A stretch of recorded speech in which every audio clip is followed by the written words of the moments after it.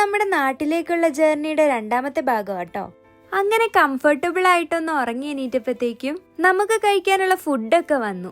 ആദ്യം തന്നെ ഇവര് ഡെസേർട്ട് ആയിരുന്നു കേട്ടോ പ്രൊവൈഡ് ചെയ്തിട്ടുണ്ടായിരുന്നത്.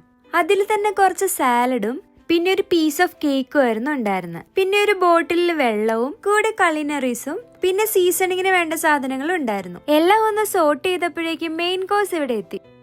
വെജും നോൺ വെജും അവൈലബിൾ ആയിരുന്നു. ഞാൻ ചിക്കൻ ബിരിയാണി ആയിരുന്നു പറഞ്ഞിട്ടുണ്ടായത്. ലാസ്റ്റ് ടൈം ഫ്ലൈ ചെയ്തപ്പോൾ നല്ല ബോറ് ഫുഡ് ആയിരുന്നതുകൊണ്ട് ഫുഡിനെ പറ്റി വലിയ എക്സ്പെക്ടേഷൻസ് ഒന്നും ഉണ്ടായിരുന്നില്ല. പക്ഷെ ഒറ്റ സ്പൂൺ എടുത്തുള്ളൂ, നല്ല കിഡിലൻ ബിരിയാണി. വിശന്നിരുന്നോണ്ട് ഫുള്ള് കഴിച്ചു. പിന്നെ സാലഡൊക്കെ അടിപൊളിയായിരുന്നു. കുടിക്കാനായിട്ട് കുറച്ച് 7up ഞാൻ ചോദിച്ചിട്ടുണ്ടായിരുന്നു. അതിന്റെ ഇടയ്ക്ക് എന്റെ കെട്ടിയോ മേടിച്ച ജ്യൂസും കട്ടുപിടിച്ചു.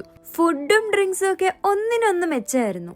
പിന്നെ ഒരു 1-2 മണിക്കൂറും കൂടെ കഴിഞ്ഞപ്പോഴത്തേക്കും കുടിക്കാനുള്ള കോഫിയൊക്കെ അവർ സെർവ് ചെയ്തിട്ടുണ്ടായിരുന്നു. അങ്ങനെ നമ്മൾ ജിദ്ദയിൽ ലാൻഡായി. ഇവിടം തൊട്ട് അങ്ങോട്ട് ഫുള്ള് കുഴപ്പങ്ങളായതുകൊണ്ട് എനിക്കൊരു വീഡിയോ പോലും എടുക്കാൻ പറ്റിയില്ല. ഇവിടുന്ന് നമ്മൾ കൊച്ചിക്ക് എടുത്ത ഫ്ലൈറ്റ് നല്ല പോലെ ഡിലേ ആയിരുന്നു. നാട്ടിൽ 10 മണിക്ക് എത്തേണ്ട നമ്മൾ 12 മണിയായപ്പോഴാണ് എത്തിയത്. മാത്രമല്ല നമ്മൾ ലണ്ടനിൽ നിന്ന് കൊടുത്തുവിട്ട ലഗേജ് നമ്മൾ ഇറങ്ങിയപ്പോഴത്തേക്കും നാട്ടിലെത്തിയിട്ടുണ്ടായിരുന്നില്ല. ബാഗേജ് ക്ലെയിമിന്റെ അവിടെ കുറെ നേരം പോസ്റ്റ് ആയതിന്റെ ശേഷം അവരുടെ ആളുകൾ പറഞ്ഞു പോസ്റ്റ് ത്രൂ 2 ദിവസം കഴിഞ്ഞിട്ട് ലഗേജ് എത്തിച്ചേക്കാന്ന്. അങ്ങനെ നമ്മുടെ ലഗേജ് ഒക്കെ 2 ദിവസമൊക്കെ കഴിഞ്ഞിട്ടാട്ടോ എത്തിയേ.